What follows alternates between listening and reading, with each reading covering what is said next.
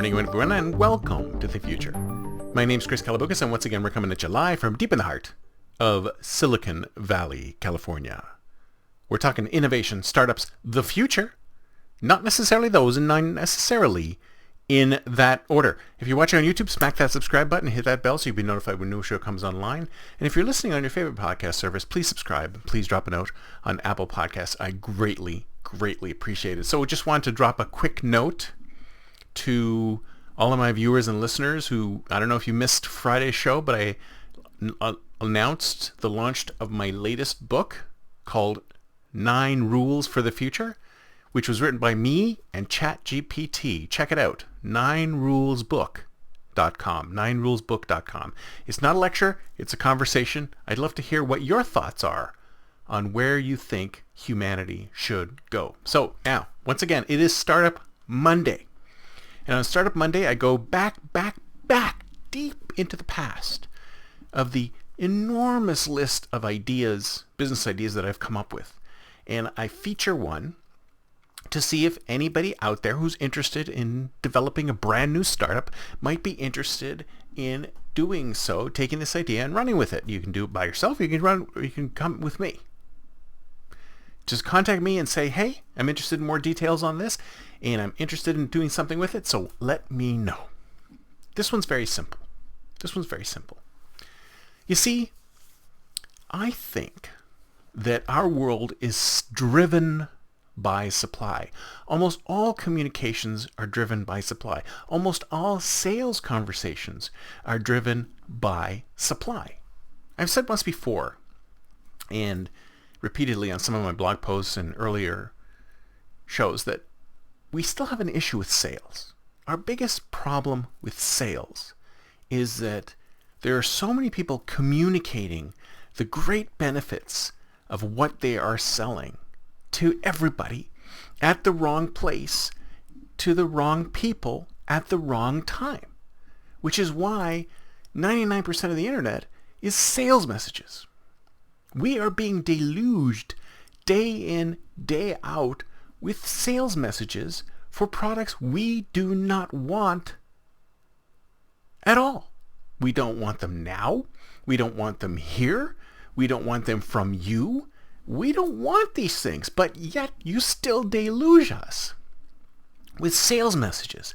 Buy my car, buy my newspaper, buy my website, buy my service, buy my this, switch to this bank, switch to that bank, buy my insurance, buy my insurance. All you ever hear is buy from me. And if you think about it, all these people, it's just spray and pray. They say, I'm going to send out as many sales messages as I can so that on the off chance that I just happen to hit somebody at the right moment when they're interested in my particular thing, they will buy it. So there's lots of supply messages.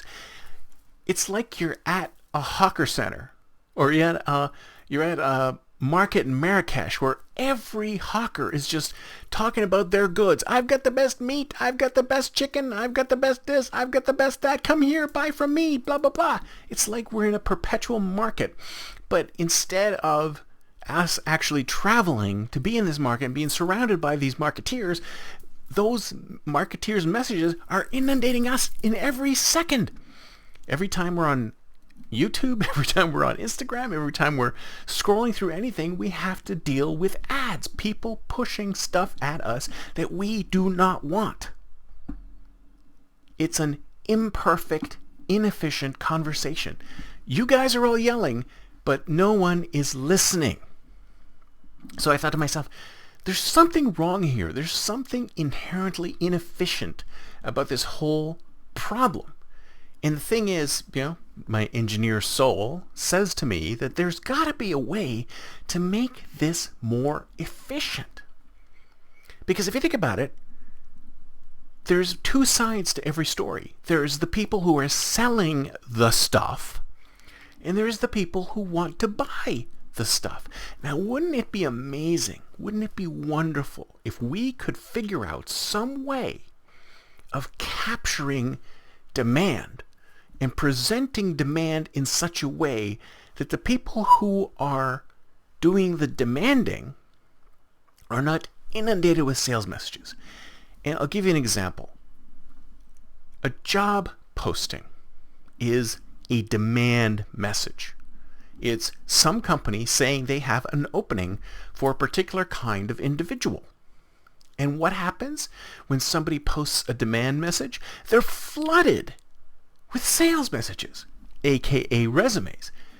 Hire me, hire me, hire me, hire me, hire me. And some of these people who are yelling, hire me, are actually pretty close to the requirements of the job. And others are like nowhere near. But still, as a hiring manager, you have to go through hundreds of resumes. In some cases, thousands of resumes. When you go to LinkedIn, you see people who are applying for jobs. Join one of the other 1,000 applicants for this position. 1,000 applicants for this position.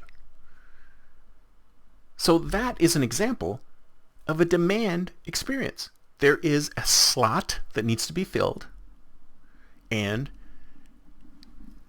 they've mentioned that there's a slot that needs to be filled, and then it's filled with tons of sales messages. So those 1,000 messages are much less than the multiple hundreds of thousands of messages we're just getting generally daily out of people saying, buy my stuff, buy my stuff, buy my stuff, buy my stuff. That's the thing. It also led to drip marketing, right? Drip marketing. It's like you get an email every single solitary day. Even from companies that shouldn't be sending you an email every single solitary day. If you ask me what else is dripped, oh yeah, water torture. But I digress. So here we have two opposing views. On the one hand, we have people who want to sell stuff. And those people who want to sell stuff, they're out there, they're loud and proud, they're yelling at the top of their lungs to try and gain attention. Here's my product, it's the best, buy it. And on the other side, you have people, buyers going, you know what? I want things, but if I tell anybody I want things, I'm going to get so swamped with these people telling me, buy this, buy this, buy this, buy this. I don't want to reveal the fact that this is what I want.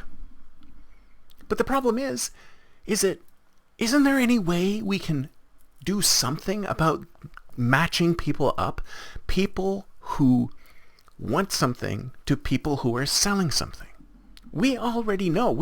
Our systems already know pretty much what people want before they maybe even themselves want it or know that they want it.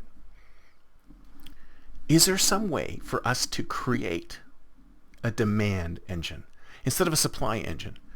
Instead of a place where I see all these people selling their stuff, I can actually say, this is what I want, and have people provide me with bids, but not in such a way that you get overwhelmed like you do when you put a job post up there. There's buyers and sellers. There's people who want things, and there's people who sell things.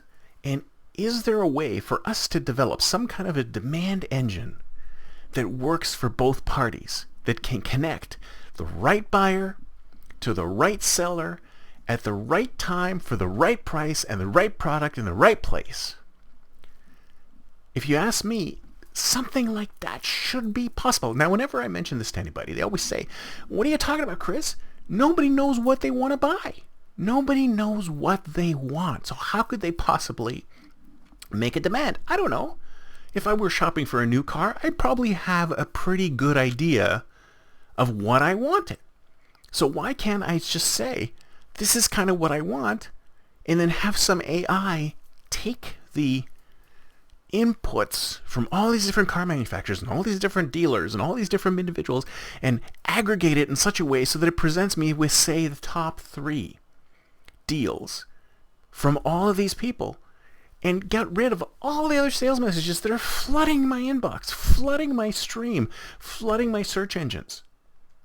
Is there a way for us to build a demand engine that will improve the efficiency of the entire sales process? That's the big idea. That's it for me for today. See you next time, and until then, don't forget to think future.